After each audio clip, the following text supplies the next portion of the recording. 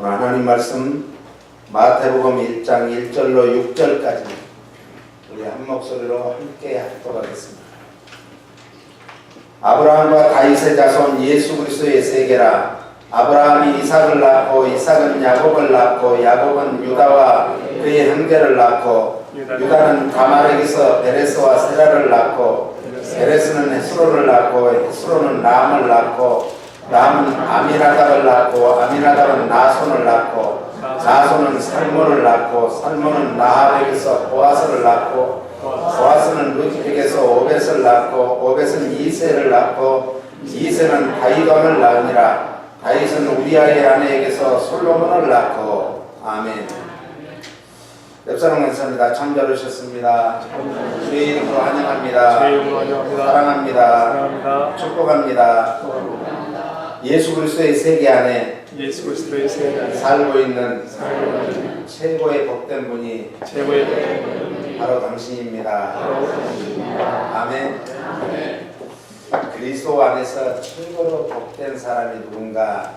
우리 자신이에요. 그래서 우리는 항상 이 자긍심을 느껴요. 나는 누군가. 이 세상 철학은 항상 우리가 나는 누구냐, 어디서 와서 어떻게 살다가 어디로 갈 것인가, 이게 철학의 명제예요. 그런데 그 철학은 지금도 아직도 그 명제가 풀리지 않았대요. 그런데 성경은 분명히 말씀해요. 너는 하나님께로부터 와서 하나님께 영광을 돌리는 삶을 살다가 하나님께로 가는 것이 인생이다. 할렐루야. 이 목회자들이 가장 힘들어하고 하기 싫어하고 또 실제로 잘 설교하지 않는 내용이 공교롭게도 오늘 예수님의 족보에 나오는 구약의 4명의 여인 중에 특별히 오늘 맨 먼저 나오는 다말입니다. 다말이라는 그 이름을 가만히 생각해 보면 이름 그대로 다 먹어버릴 뻔한 여인이었다. 안 그래요? 그런 여인을 통해서도 예수님의 족보에 올랐다면 우리도 소망과 희망이 있지 않겠는가, 이런 생각을 해봅니다. 오늘 1장 3절에 보니까 유다는 다말에게서 베레스와 세라를 낳았다. 쌍둥이 태에서 이 베레스와 세라, 베레스가 먼저 나왔는데 그 베레스의 또 후손을 통해서 이제 헤스론을 낳고, 이렇게 말씀을 하고 있습니다. 이 말씀은 창세기 38장에 나오는 내용입니다. 창세기 38장에 보면 이제 레아에게서 이제 나온 그 야곱의 넷째 아들이 누군가? 바로 유다입니다. 유다. 그러니까 유다가 장손이 아니거든요. 그런데 어떻게 이 정말 예수님의 족보에 오를 수 있었을까? 예수님의 족보에는요, 어떤 사람이 올라가는가 따라서 믿음의 장자가 예수님의 족보에 올라간다. 그러니까 믿음의 거장들이 믿음의 장자. 그러니까 아브라함 이전에도 얼마나 많은 아담과 하와 이후에 사람들이 많이 살았어요. 그랬는데 그 사람들은 더 제하고 아브라함과 다윗의 자손 예수 그리스도의 세계라. 이건 뭘 말이에요? 믿음의 계통의 세계가 펼쳐진다라는 말씀입니다. 창세기 29장 35절을 봅니다. 같이요. 또 그가 또 잉태하여 아들을 낳고 가로되 내가 이제는 여호와를 찬송하리로다 하고 이로 인하여 그가 그 이름을 유다라 하였고 그의 생산이 멈추었더라. 레아는요, 한많은 여인이었어요. 그렇게 자기가 정말 남편을 사랑했는데 남편의 사랑은 거의 받아본 적이 없어요. 남편의 사랑은 오직 그냥 거리가 있어. 오직 라헬밖에 없어요. 그래서 이 라헬은 사랑을 몽땅 받았는데 라헬의 후손이 아니 예수님의 족보에 오르는 장자의 복을 받지 못했어요. 그토록 한많은 여인을 통해서 이렇게 후손이 됐는데 보세요. 왜 그렇겠어요? 사람은요, 고난과 고통, 실패와 모든 어려움을 많이 당해본 사람이 정말 인간미가 있어요. 사람. 그래서 하나님께서는 그 고난과 고통을 통해서 이 레아는 뭐를 했는가? 하나님 앞에 다 기도했어요. 억울하면 출세하라는 말이 있는데, 예? 오늘 성경에서는 억울하면 기도해야 돼, 기도. 예? 억울해서 기도해가지고 성공한 여인들이 얼마나 많아요. 한나는 정말 마음이 원통해서 하나님 앞에 기도했더니 하나님께서는 이스라엘의 최고 가는 인물 사무엘을 주시고 또 5명의 다른 자녀까지 주셨습니다. 이 유다는 이렇게 태어났는데 가나안 사람 수아와 이방 결혼을 하게 되어서 그리고 수아와 사이에서 3형제를 낳게 됩니다. 그 첫 번째 아들이 장자가 엘이라는 장자였습니다. 그런데 이제 이 엘이 장성하자 결혼을 누구하고 시켰는가? 다말하고 시켰어요. 그랬더니 엘은 여호와 보시기에 악했기 때문에 자식이 없이 일찍 죽었습니다. 여호와 보시기에 악했다, 이것은 당시의 상황이요, 굉장히 이제 무엇 때문에 악했냐면은 이 이상관계, 이런 참 성문란 때문에 악했다는 거예요. 소돔 고모라가 무엇 때문에 무너졌어요? 성문란 때문에 무너졌어요. 오늘날은 그때보다 만배 억만배로 더 엄청난 이런 문란한 시대예요. 이 시대에 그러면 우리는 어떻게 살아야 될 것인가? 어떻게 살아야 될 것인가를 오늘 이제 다말을 통해서 우리에게 보여주고 있습니다. 그래서 당시 풍습에 따라서 엘의 동생 오난을 다말과 결혼을 시켰습니다. 그런데요, 오난도 여호와의 징계로 인하여 자식이 없이 죽고 말았어요. 왜 그러면 오난이 징계를 받았을까? 이 해답이 창세기 38장 9절 10절에 나옵니다. 같이 오난이 그 씨가 자기 것이 되지 않을 줄 아므로 형수에게 들어갔을 때 형에게 아들을 얻게 아니하려고 땅에 설정하니. 자, 왜 자기가 정말 형수하고 잠을 자서 잉태를 하면 자기 자식이어야 되는데 형의 자식이 될까요? 이게 당시의 풍습이었습니다. 그래서 그 다음에 그 일이 여호와 목전에 악함으로 여호와께서 그도 죽이셨다. 오난의 범죄는 하나님이 우리에게 이 세상 온 우주 만물을 창조하시고 인간에게 5가지 오복을 주시고 5가지 그 오복이 뭐냐면은 하나님이 우리에게 주시는 지상 문화 명령이에요. 이 땅에서 우리는 생육하고 번성하고 땅에 충만하고 이 땅을 정복하고 다스려야 돼요. 그래서 우리는 이런 어마어마한 축복과 동시에 이것이 우리에게 하나님이 주신 명령, 우리는 그것을 지켜야 되는데 그런데 그걸 지키지 않았어요. 오늘날 동성애자들을 이렇게 옹호하는 사람들이 있는데 이건 성경과 전혀 다른 것입니다. 동성애는 범죄입니다. 하나님 앞에 범죄예요. 생육하고 번성하고 땅에 충만해야 되는데 그것을 막는 것이거든요. 이거 사단의 죄예요. 또 자살하는 사람들을 옹호하는 사람들이 있어요. 자살은 죄가 아니라 천만의 말씀, 자살이 죄입니다.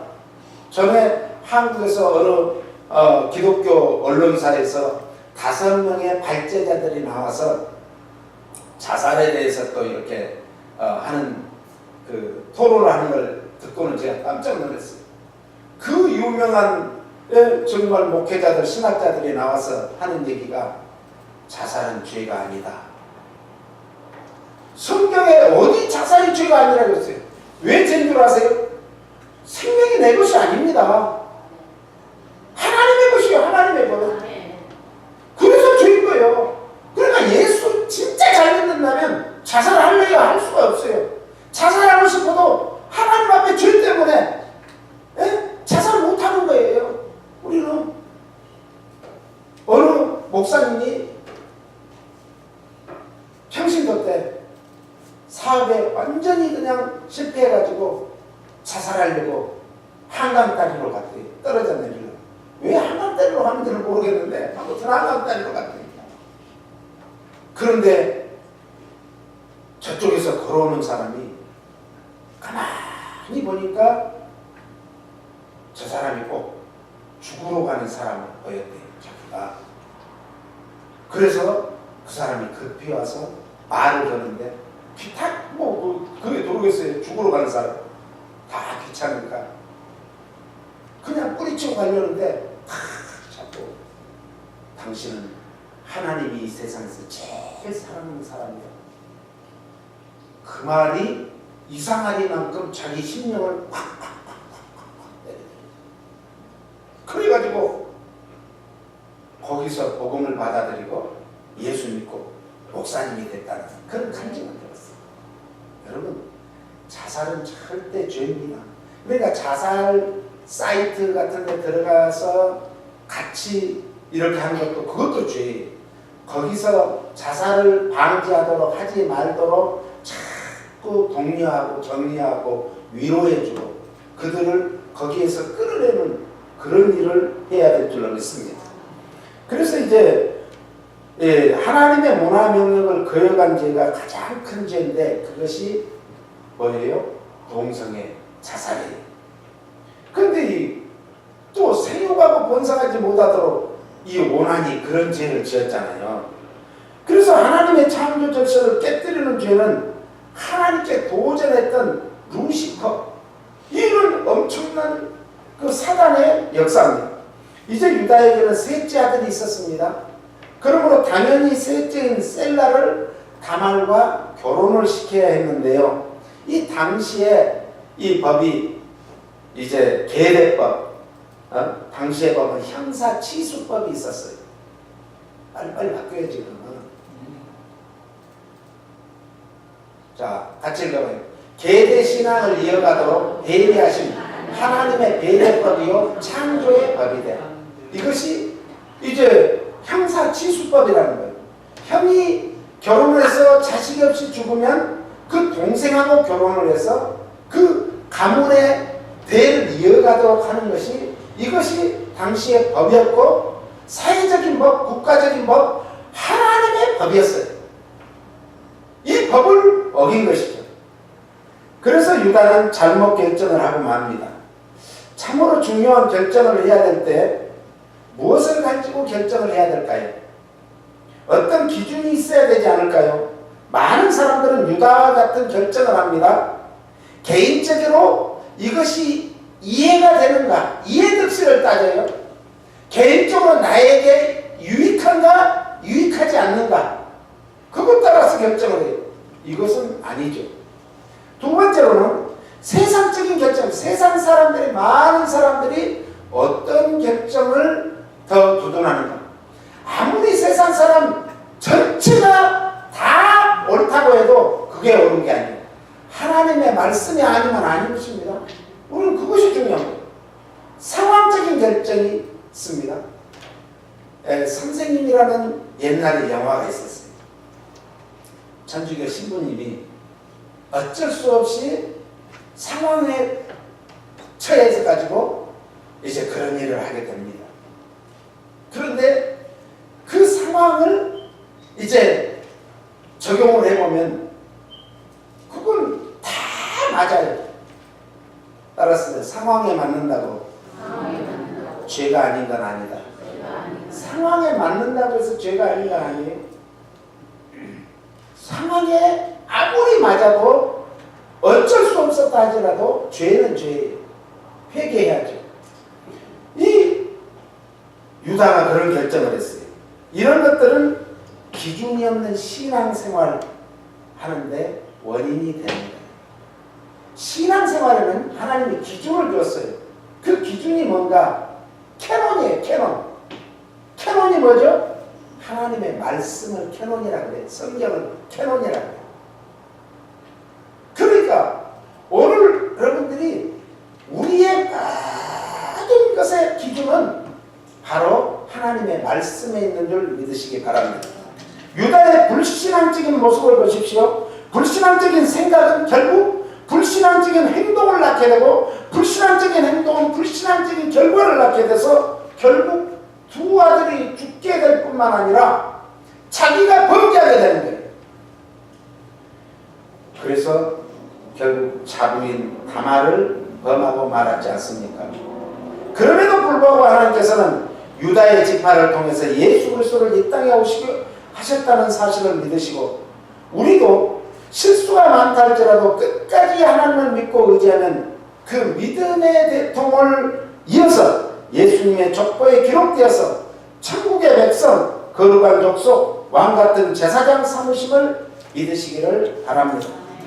유다의 삶의 기준이 없었던 것은 뭐 때문인가? 따라서 자기 소견에 옳은 대로 살았다. 이 사단은요, 항상 나, 내. 이 전부 내 안에, 자기 안에, 자기 안에 다 가둬버려. 사람이요, 자기만을 이렇게 자기 안에 가둬버리면은 우울증도 오고, 자기 안에 가둬버리면 다른 사람은 참 거들떠보지도 않아요. 그러니까 참 무시무시하죠. 오늘 사사시대가 바로 자기 소견에 옳은 대로 산 시대였어요. 그래서 이 사사시대 왜 그렇게 됐는가? 말씀 교육이 없었어요. 가나안 땅을 정복하다 보니까 싸워서 승리하려고만 했지 자녀에 대한 교육이 없었기 때문에 뭐 했어요? 그 다음에 다음 세대에 뭐가 있었어요? 결국은 말씀이 바로 서지 못한 거예요. 그래서 전부 다 자기가 생각하는 것에 옳은 대로 판단을 하고, 옳은 대로 행동을 하고, 옳은 대로 삶을 사는 거예요. 옳은 대로 신앙생활을 하는 거예요. 그게 옳은 줄만 알았던 거예요. 오늘 이 시대를 자기 소견에 옳은 대로 사는 시대라고 합니다. 하나님의 말씀에 대한 자의적인 해석, 이것은 성경에 대한 무지에서 오는 거예요. 그래서 우리는 말씀을 늘 들어야 돼요. 믿음이 어디에서 자라는가? 말씀을 들어야 믿음이 자라죠. 말씀 들어야 돼요. 말씀 안 들으면 안 돼요. 보세요. 오늘 우리가 육은 음식을 먹어야 우리 육이 건강하고 자라게 됐는데, 영은 반드시 말씀 아니면 자랄 수가 없어요. 수경재배가 있어요. 수경재배. 물로 채소를 길러 먹는데, 이 수경재배는 반드시 물로만 길러야지, 그걸 뭐 어떤 좋은 액기스라 해서 액기스 갖다가 하면은 다 죽어버려요. 깨끗한 물로 길러야 돼요. 그래서 시편 1편 1절로 3절은 뭐라고 말씀하는가? 이렇게 말씀해요. 같죠? 복 있는 사람은 악인의 패를 쫓지 아니하며 죄인의 길에 서지 아니하며 오만한 자의 자리에 앉지 아니하고 오직 여호와의 율법을 즐거워하여 그 율법을 주야로 묵상하는 자로다. 저는 시냇가에 심은 나무가 시절을 쫓아 과실을 맺으며 그 잎사귀가 마르지 아니함 같으니 그 행사가 다 형통하리로다. 할렐루야. 그러니까 복 있는 사람은 누군가? 하나님 말씀대로 사는 사람, 말씀대로. 세상 사람들 같이 사는 것이 아니라는 것이죠. 그럴 때 어떤다? 그 행사가, 그 모든 하는 일이 다 형통하다. 이것은 복되다. 이게 복되다. 몇 사람입니다.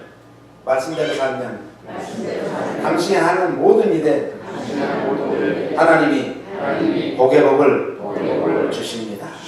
아멘. 오직 우리는 그러므로 인생의 가치관, 인생의 기준 어디다 둘 것인가? 말씀해 두시기를 축원합니다. 기준 없는 신앙생활의 결과가 무엇이죠? 비도덕적인 삶을 살아요. 비도덕적인 삶을 살면서 자기는 도덕적으로 산다고 그래요. 자기는 또 세상 조류에 따라서 흘러가는 인생이 될 수밖에 없죠. 세상에서 이게 좋다. 특히 한국 같은 나라는 좁아가지고 작은 이슈가 하나 있으면 전 국민들이 막 다 흔들려. 매스컴은 또 막 거기다가 막 기름에 불에 기름을 막 뿌리는 같이 그렇게 가죠. 참 안타깝죠. 오늘 우리가 기준이 없으면 그래요. 기준이. 꿈을 잃어버려야 됩니다. 기준 없는 신앙생활하면 꿈이 없어요. 요약선 기자는 우리는 꿈을 꿔야 된다는 거예요. 꿈이 없어요. 꿈이 없는 그 사람은 망합니다. 꿈이 없는 국가는 망합니다. 꿈이 있어야 돼요. 어떤 꿈을 꾸느냐에 따라서 그 사람의 인생이 달라지고 운명이 달라지고 그 국가의 정말 흥망성쇠가 달라지는 거예요. 꿈이 있어야 되는 거예요.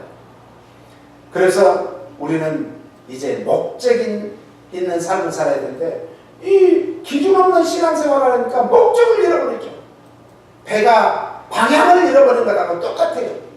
우리의 인생의 목적은 뭐예요? 왜 살아요? 왜 살아요? 따라서요.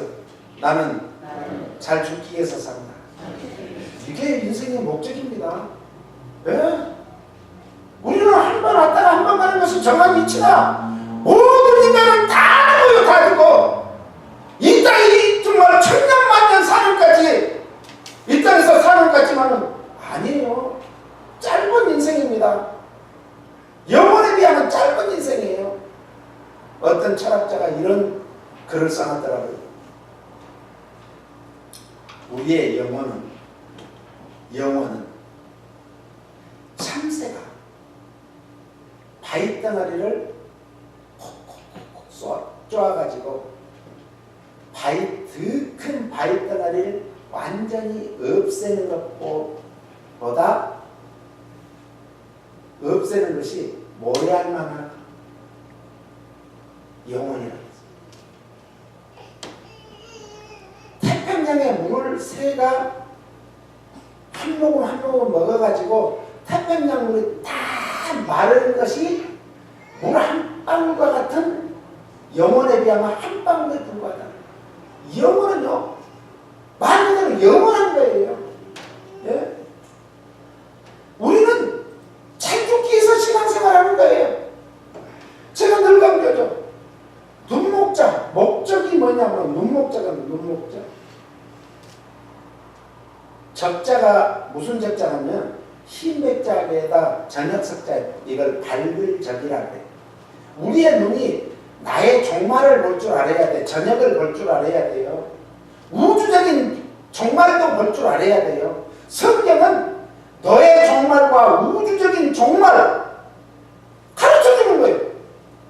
그것이 뭔가 내가 곧 길이요 진리요 생명이니 나로 말미암지 않고는 아버지께로 갈 자가 없다고 말합니다. 우리는 예수 믿어야 우리의 영원한 세계가 우리 앞에 활짝 펼쳐짐을 믿으시기를 바랍니다. 또 질서, 이 기준 없는 신앙생활은 질서가 엉망돼요. 죽은 것은요 질서가 없어요. 풀을 내놓으세요. 풀이 살았을 때는 자기 나름대로 다 자기 이파리를 펼쳐서 하늘을 향해서 그냥 춤을 추는데 배에 놓으면은 이게 바람 부는 대로 만대로 뒹구는 거예요. 아무것도 아니에요. 하나님은 온 우주 만물이 어떻게 만드셨어요?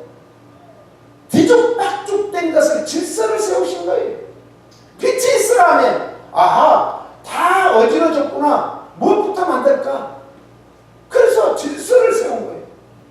하늘을 만들고 땅을 만드시고 그리고 모든 것을 다 만드신 후에 우리를 만드시고 우리에게 아까 말씀드린 5대 축복 5대 정말 문화 명령을 주셨는데 우리는 그대로만 살면은 이 땅에서 떵떵거리며 사는 게 세상 말로 하면은 그런데 왜 지지면례래요?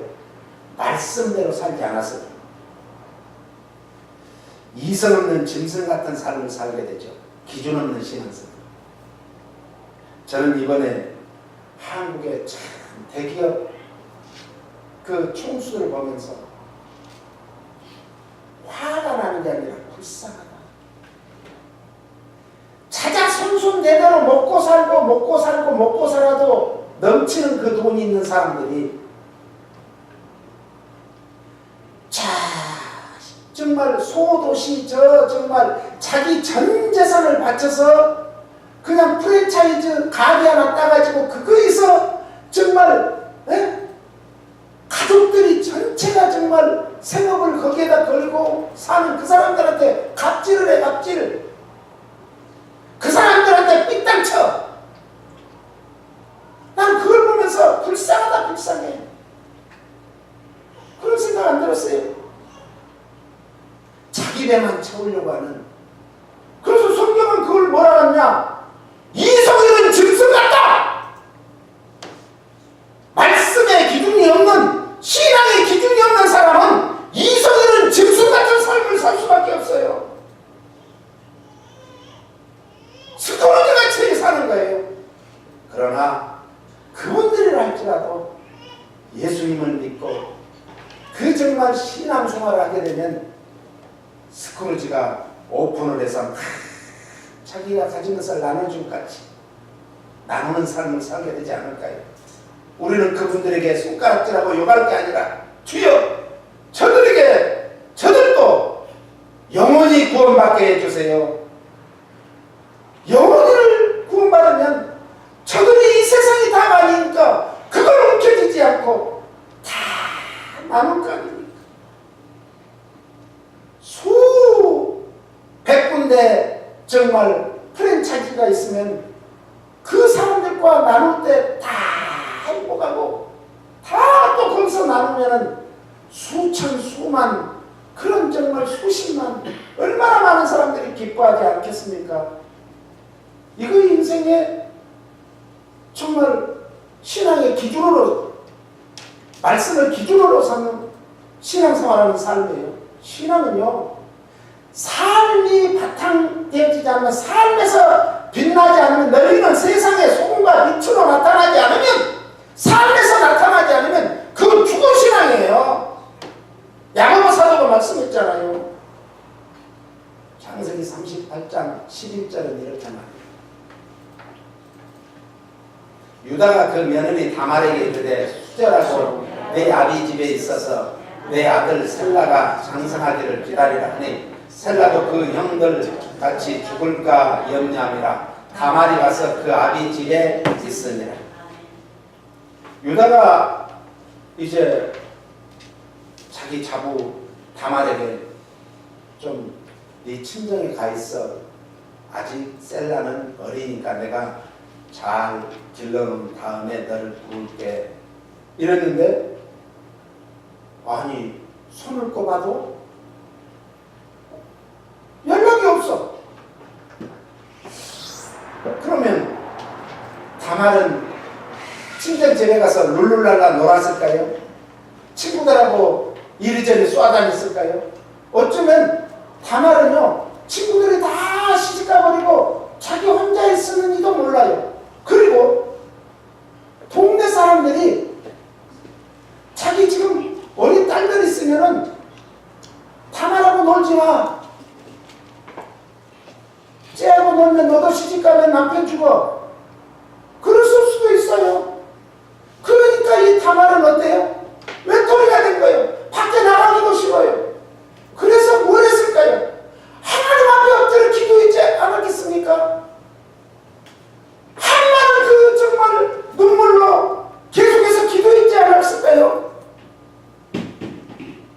다말의 신앙은요 거기에서 정말 깊어지고 아무도 몰라도 좋다는 거예요. 주님만 알아가지면 되지. 주님만 알아갔어.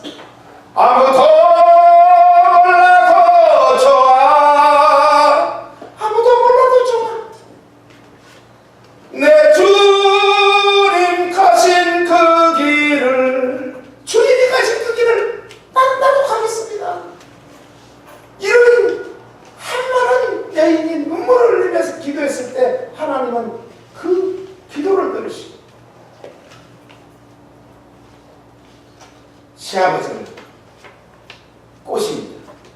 변장을 창녀로 해가지고 유다를 유혹하죠. 다말을 바라보지 못하는 유다에게 다말은 증거문데, 그래서 도장과 끈과 지팡이를 받은 다음에 다말은 유다와 동침하게 되었고 임신하게 되어서 쌍태를 베게 되었습니다. 도장이라는 것은 족장 가문의, 같이 읽어봐요. 족장 가문의 소유권을 증가하는, 요즘 말로 하면은 그것은 인간 도장보다 더한 거예요. 의보를 지난번에 문재인 대통령이 미국에서 찾아서 한국으로 가져갔잖아요. 그렇게 중요한 거예요. 끈은 당시에 물론 이 손가락에도 이 도장 가락지로 끼워가지고 다니기도 했지만 주로 목에다가 끈을 달아서 가지고 다니면서 필요할 때 그걸 찍어줬어요. 지팡이는요, 같이 권위를 상징합니다. 지팡이. 출애굽기 4장 17절에 보니까 너는 이 지팡이를 손에 잡고 이것으로 이적을 행할지. 지팡이는요, 정말 놀라운 권위, 하나님의 권위를 나타냈습니다. 그래서 모세를 통해서, 지팡이를 통해서 이 애굽의 모든 술사들, 애굽의 정말 바로 왕을 완전히 압도해버린 것이 지팡이, 하나님의 권능이었습니다. 20절에 모세가 그 아내와 아들들을 나귀에 태우고 애굽으로 돌아갔는데 하나님의 지팡이를 손에 잡았다. 이 권능, 또 권위를 상징하는 지팡이였다. 우리는 하나님의 자녀요, 왕같은 제사장이요, 거룩한 백성인 자긍심을 가져야 될 줄 믿습니다. 그런데 그거 잃어버리면 믿는 사람 아무것도 아니고, 우리가 뭐 세상 사람하고 다른 게 뭐 있어요? 우리 정말 광재루 집사님이 미남으로 생겼다고 해서 세상 사람하고 다른 게 뭐 있어요? 눈이 4개예요. 콧구멍이 4개예요. 입이 2개예요. 팔이 그냥 5개 손이에요? 아니잖아요. 똑같아, 세상 사람. 똑같아. 우리는 하나님 앞에서 신앙생활을 해야 돼. 신앙생활은 다른 사람한테 잘 보이는 거, 이건 전부 쇼예요, 쇼. 쇼업이야, 쇼업. 우리 신앙생활은 하나님 앞에서 어떻게 사는가, 이게 제일 중요한 거야. 이게 제일 중요한 거야. 코안 돼요. 하나님 면전에서 내가 지금 어떤 삶을 사는가, 내 양심을 비춰봤을 때 어떻게 비춰지는가, 이게 중요한 거예요. 하나님의 임재 안에 우리는 거한다는 생각을 해요. 그럴 때 하나님의 영광이 나를 둘러싸고, 그 하나님의 영광은 하나님의 가장 위엄의 거룩성을 접근을 못하게 될 줄 믿습니다. 그래서 이제 이렇게 임신하게 되고 했더니 그 소문이 누구한테 들렸어요? 유다한테 들어오고, 유다가 화가 났어요. 끌어와! 그래서 갔더니 유다 앞에 끌려온 다말에게 이제 뭐라고 하냐면, 이제 불살라버려. 세상에. 그런데 레위기 21장 9절에 보니까 이 가늠하다가 잡힌 여인은 불살라 화형제도가 있었습니다. 25절에 보니까 다말이 고개도 못 들고 있다가 고개를 들면서 딱 싸웠던 그 보자기를 풀어서 이 임자가 누굽니까? 야, 계시죠? 네? 이렇게 유다는 그때 고백을 합니다. 네가 나보다